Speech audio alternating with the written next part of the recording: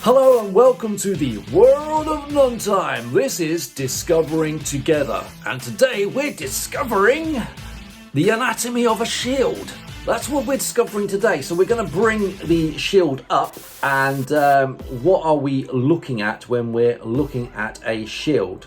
So from the pictures you can see that we have a back and a face, and we have the rivet on the front or the face. We have the rivet, the boss, the cover, and the rim. That's what makes up the front of a round shield. I just want to tell you that this is the round shield. There's many other shields. And then on the back, you have a rim, a strap, a brace, a grip, and you also have the rivets on that as well. Some have different shapes, and you have the Norman, known as the kite shield. You have the Celtic shield, Gothic shield, Roman, Anglo-Dane, which is the circular one, Mycenaean, and the Greek, which has the little holes to poke your spears in. So that's your anatomy of a shield. And how was a shield used? Well, there's a video by Shadiversity who kind of shows you how a shield was used, because people think that it was like that, but he reckons it was used and you punch with it like that. And it's almost backed up by a video that I watched, and it's called The Hacksmith, and they've recreated Captain America's shield. Again, let's put these in the link so you can have a look at them.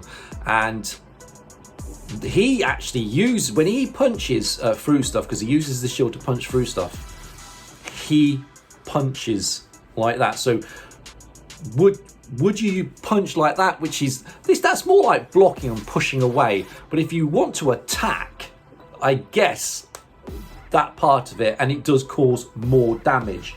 So that's the anatomy of a shield, and that's just in its basic form, because I'm sure each shield has its own uniqueness.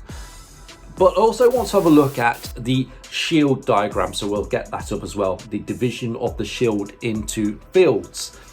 And I think there's 9 points here, and again we'll go through it with you. We have the first row, which is the chief row. Then we have the middle row, fess row, and the base row. And then we have A, B, C, and D. A is the B upper margin. Sorry, A to B is the upper margin. A to C is the dexter margin. C to D is the lower margin, and B to D is the sinister margin. Interesting that it's sinister, because it's on the left, and sinistra is, I think sinistra is Italian. Sinistrum might be Latin for left, and if I remember rightly, in the Roman army, considered to be an evil or bad luck if you were left-handed, and I don't think they had any left-handed fighters in the army. If I'm wrong, let me know, but I don't believe they allowed left, because of it was considered evil. This is where the word sinister comes from. Then we'll have a look at the boxes, which is the top one is dexter, because we know that's in the dexter area. But again, is it dexter? That'd be the right, wouldn't it? Yeah, the right. So dexter chief canton.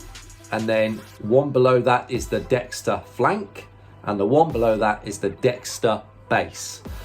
Then we have the pale, and which is in the middle, in the center, chief point, honor point, and then center point and nombril point, and the base point. And with the sinister tiers, it's sinister point, sinister flank, and sinister base. So it's mirroring the dexter. And the shield is divided into 9 sections called fields, each field denoting the positions of charges or figures along the shield. Now, Who knew that a shield could be so complicated? But again, if you're watching Shadiversity, Scalagrim, Metatron, and such like, then you're going to come across these kind of things, and it's good to know. It's good to know what these are, so that's why we're discovering together. Well, that's all we have time for today, and I hope you've learned something. And if you haven't, and you've thought that we've missed something out, comment below. So don't forget to subscribe, like, and hopefully we'll see you again soon. Farewell.